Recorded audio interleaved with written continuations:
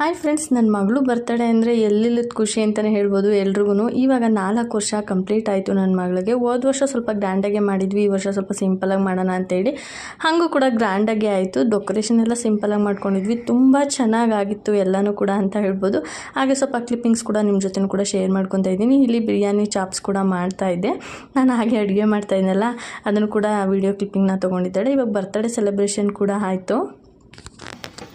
Happy birthday to you. Happy birthday to you, Nitika. Happy birthday to you. Happy birthday to you.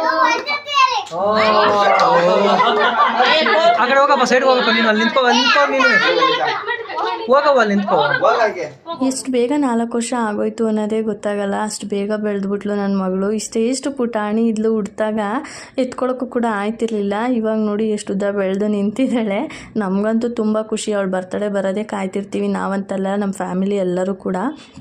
ಹಾಗೆಯೇ cake cutting ಕೂಡ ಮಾಡಿದ್ವಿ ನೋಡಿ. ಅದರಲ್ಲೂ ನಿಂತಿದ್ದವನು ಬೈತಾ ಇರ್ತಾಳೆ, ಎಷ್ಟು ಮಾತಾಡ್ತಾಳೆ ಅಂದರೆ ಯಾವಾಗಲೂ ಬೈಯೋದು ಕಿತ್ತಿಟ್ಲೆ ಮಾಡೋದು ಇದೇ ಕೆಲಸ ಅವಳಿಗೆ.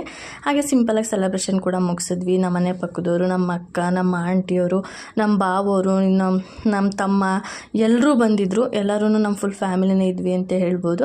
ಎಲ್ಲರೂ ಕೂಡ ಫೋಟೋ ಸೆಕ್ಷನ್ ಕೂಡ ಮುಗೀತು. ಸಿಂಪಲ್ಲಾಗಿ ಹೋದ ವರ್ಷ ಸ್ವಲ್ಪ ಗ್ರ್ಯಾಂಡಾಗೆ ಮಾಡಿದ್ವಿ, ಈ ವರ್ಷ ಸಿಂಪಲಾಗಿ ಮಾಡಿದ್ವಿ.